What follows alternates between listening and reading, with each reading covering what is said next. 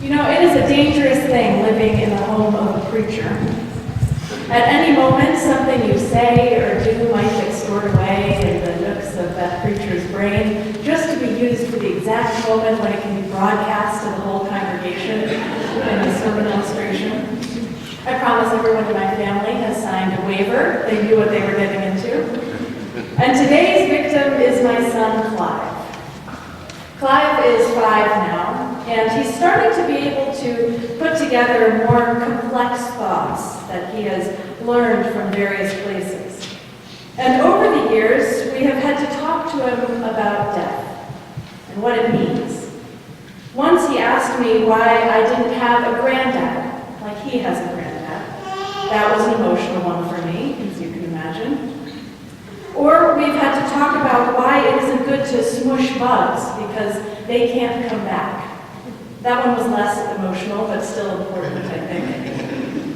And apparently he has learned from somewhere the circumstances surrounding Jesus' death, because the other day we were driving by Olivewood Cemetery on Central, and Clive said, "That is a cemetery. When people die, they go there and they put a stone on top of them." This all seemed pretty accurate so far, so we just stayed quiet and he kept going.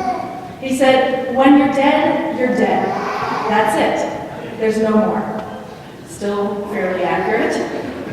There was a pause after this as he was watching the cemetery go by, and then he said, "Unless you're Jesus, then you come back." It seems we've all done a pretty good job of teaching him the basics of life and death and our faith. But death is a really difficult thing to teach, partly because we just don't want to talk about it. When we talk about death, we almost inevitably bring waves of grief for those that we have died. Like that conversation I had with Clive about my grandfather.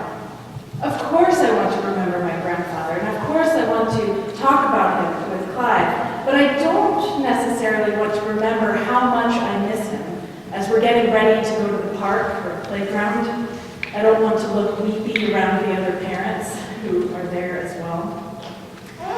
Death is also a really difficult topic to teach because it's such a difficult thing to understand. We say that it's hard for kids to understand death, as if it's much better for us adults. Even as adults, we have unanswerable questions about death. How do our bodies fail us so thoroughly? What happens after we leave this place? And especially, why do we lose the people we love? Today is the Sunday in our church calendar when we are invited to think about all those who we have lost and to remember the gifts that they gave us in life. On this day, we often sing joyful hymns about the saints who guide us.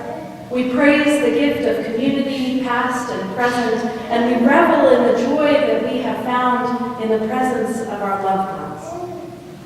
But in all of this remembering, we of course undoubtedly feel the sting of grief too. No matter how much time has passed since we have lost someone close to us, grief still wells up when we think of them. In Christian communities, there is often pressure to hide or deny this grief. We have talked here before about the platitudes that people so eagerly share at a time of death. Everything happens for a reason. God earned another angel. They are in a better place. All of these are really less than helpful, usually. I think even worse is the pressure that comes from the idea that if we are really faithful, if we really believe, we won't grieve. Because somehow the hope is that at the center of our scripture, there should be a taking away of all of our sadness. I don't deny that our faith is one that opens space for hope, even in the hardest times. Paul's letter to the Romans sums it up so well when he says, "Suffering produces endurance, endurance produces character, and character produces hope, and hope does not disappoint us." Hope does not disappoint us. This sentiment is often distorted to say that if we are disappointed by our circumstances, if we are grieving, then we don't really have the hope that our faith demands. That reading of the hope we are invited to have ignores not only the part of our text that says we indeed do face suffering, but it also ignores the stories that we have from the life of Jesus, where he too despaired and suffered. And yes, he too grieved. No story speaks more fully to this reality of Jesus' life than the death and resurrection of Lazarus. In John, we are given the story of Lazarus and his sisters, Mary and Martha. They are presented not only as followers of Jesus' way, but also as his friends, whom he visits from time to time. In today's story, he is called to visit because Lazarus has fallen ill, and the family sought Jesus' healing. But Jesus did not rush to Lazarus' side. He finished what he was doing, finished his teachings, his work, and then he meandered, took a few days to get over to Lazarus' house. And when he arrived, he was informed he was too late. Not only had Lazarus died, but it had been days, he was long buried. And Jesus came upon a scene of mourners. Groups of people who had known and loved Lazarus were gathered around to grieve together. They wept, they wailed, and a few of them chastised Jesus for not arriving earlier. At first, Jesus seems to defend himself by saying that Lazarus would be resurrected, perhaps indicating that there did not need to be any mourning. But then he is led to Lazarus' tomb and is surrounded by those who are weeping. He looks at the crowd mourning, and he looks upon the stone that is locking in Lazarus' body. Suddenly it seems like it became real for Jesus. Suddenly he was struck by the loss, by the emptiness, by the gap between him and his friend who lay in the tomb.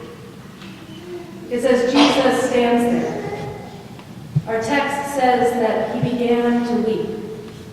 Or as other translations more famously say, Jesus wept. The shortest, yet perhaps not the simplest, of our scripture's verses. The story goes on to say that Jesus did, in fact, raise Lazarus from the dead. That death was not final, and Jesus knew in that moment that it wouldn't be. Yet even with that knowledge, even with the knowledge of the imminent resurrection of Lazarus, our story says that Jesus wept. Jesus mourned. Jesus grieved. The theologian Nadia Bolz-Weber once gave a funeral sermon for a friend of hers who had died very young. And in her message, she referenced this story in passing as a way to honor the grief of those gathered at the funeral, in opposition to those who say that faith precludes grief. And she said, I have faith. Right now, I have faith that our grief is actually holy to God. I have faith that Jesus stood at the tomb of his friend and cried tears as salty as our own. And yes, I do have faith that in any spiritual or eternal way, death has no sting to it whatsoever. But it stings now. And I feel that sting in my eyes. If anyone had faith, it was Jesus himself. And yet even Jesus grieved. Jesus wept for the loss of his friend.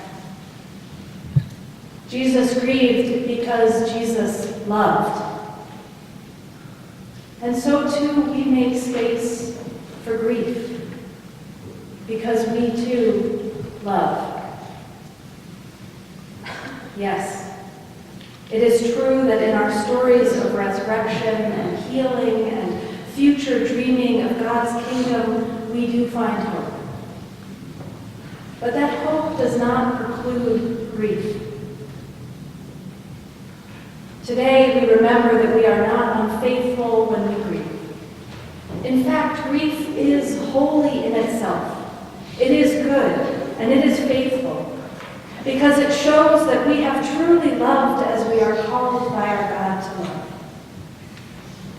As we share in our communion today, we will remind ourselves not only of the love we have for the community present with us, but also the love we still have for those we have lost. As we do this, we may remember with joy. We may remember all those happy things that we have in our lives because of those we have shared it with. But we may also remember with grief. We may remember with tears. But we find at this table validation for those tears. Because at this table that Jesus prepared for us, we know that Jesus wept with us too. May God be with us